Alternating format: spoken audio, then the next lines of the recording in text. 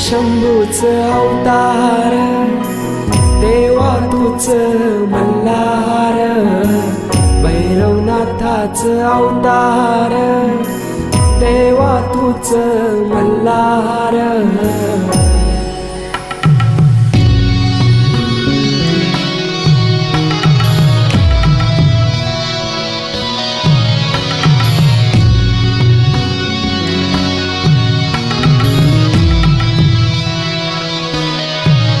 ठेवून बाणाई पहिल्या पायरीला, घेऊन मानसा देवी संगतीला, वध करूनी मनी मल्हाच